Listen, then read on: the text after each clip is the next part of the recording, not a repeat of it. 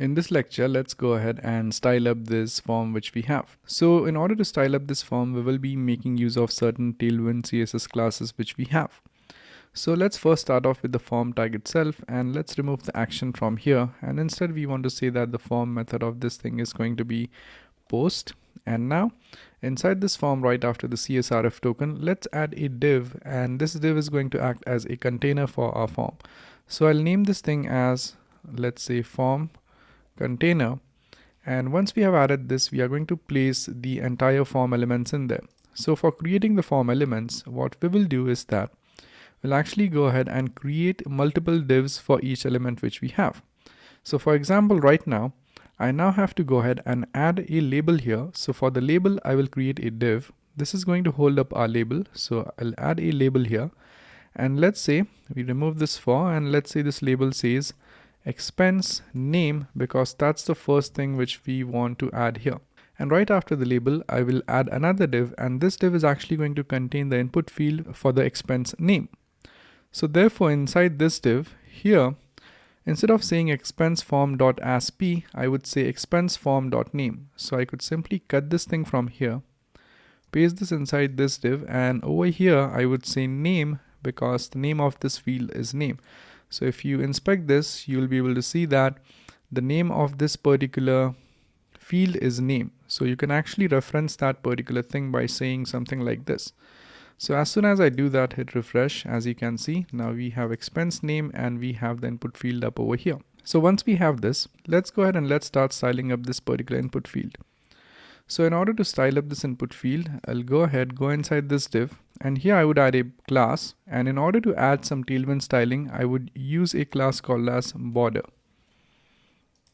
And as you can see now, this particular input field has a border. Now the border actually spans across the entire width here, but we are going to fix that very soon. But for now, the input field is ready. And we are also going to remove this on focus effect of having a blue shade here. So we are going to learn how to remove that as well. But for now, let's focus on designing the form. So now let's go ahead and let's add some margin and padding to the form itself. So let's go inside the form and let's add a class.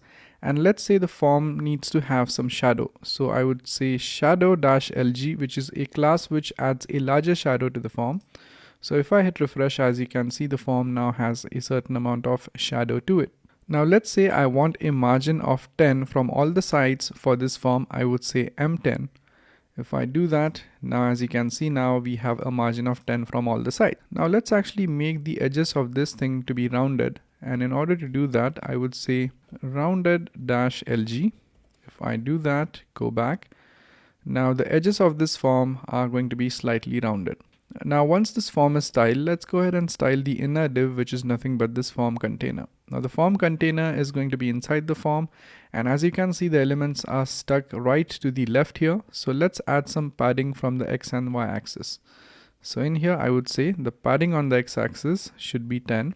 If I do that, now as you can see, it kind of shifted to a little bit right, and from the right hand side, this shifted a little bit to the left. And now let's add some padding at the top as well. So padding top is, let's say, 10.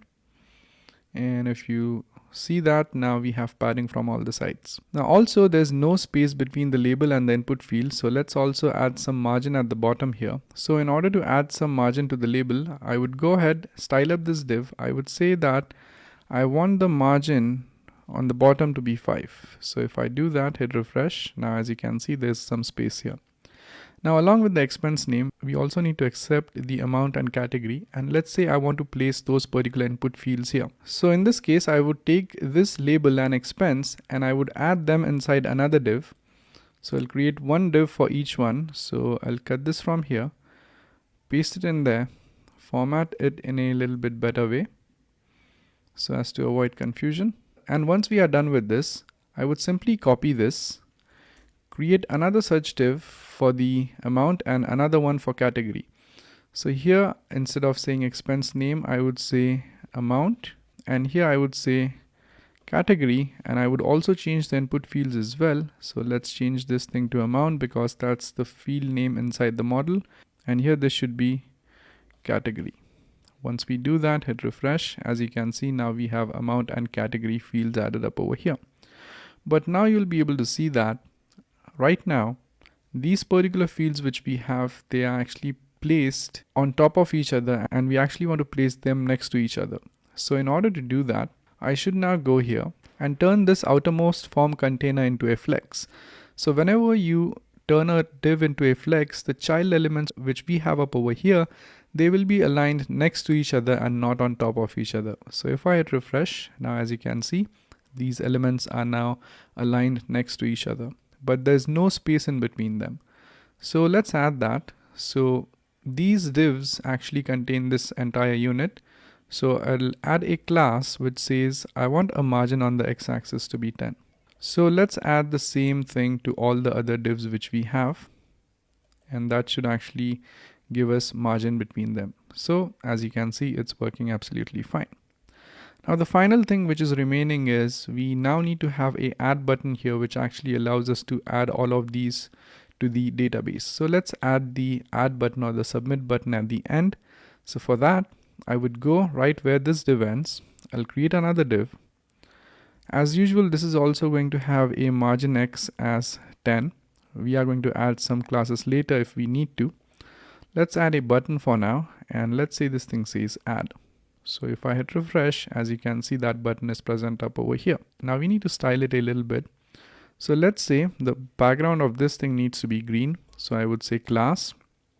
To add a green background, I would say bg green with a shade of, let's say, 500. Now the background color is added. Now, as you can see, the name add is kind of stuck to the button. So let's add some padding as well. So px is going to be 5 and py is going to be 2.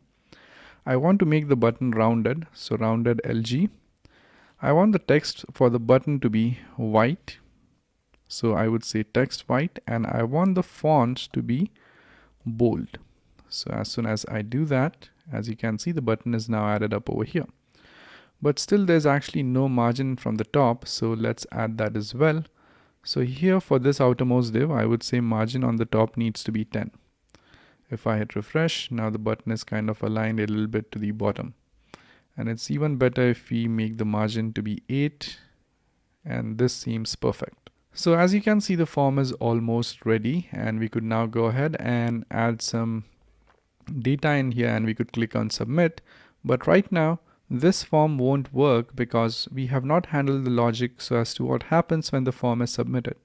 So let's make this particular form functional in the next lecture by handling the post request. So thank you very much for watching, and I'll see you guys in the next one. Thank you.